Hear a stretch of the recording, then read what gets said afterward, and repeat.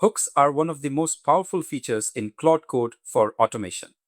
They allow you to execute custom scripts or commands when specific events occur. You can think of hooks as event-driven automation. When something happens, your hook reacts and performs an action. Hooks can be used to run scripts, validate inputs, transform outputs, trigger external processes, or send notifications. They act like middleware sitting between actions and execution. There are several types of hook events. Some run before a tool executes, others run after a tool completes. Some trigger when you submit a message. Others activate when a process stops or is interrupted. This gives you full control over how actions are handled. To configure hooks, you define them in your settings. Each hook specifies when it should run, which actions it applies to, and which command should be executed. You can also pass variables such as the tool being used, the arguments provided, the result of execution, or the user prompt.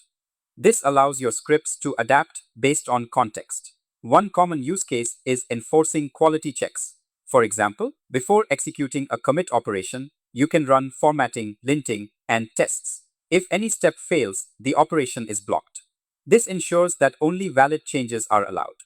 Hooks can also prevent unsafe operations. If a script detects a condition that should stop execution, it can return a blocking message. This immediately halts the action and prevents unwanted changes.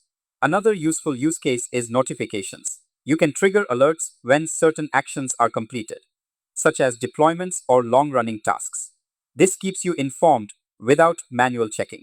Hooks can also be used for approval workflows. For sensitive operations, you can require manual confirmation before proceeding. This adds an extra layer of safety for critical changes. There are several practical patterns you can implement. You can log every action for auditing purposes. You can create safety gates to prevent risky operations. You can automate formatting and validation steps. You can trigger notifications for key events. You can validate inputs before execution. More advanced setups can adapt based on context. For example, you can allow operations in certain environments while blocking them in others. This is useful for protecting production systems. When working with hooks, follow best practices. Keep them fast because they run during execution.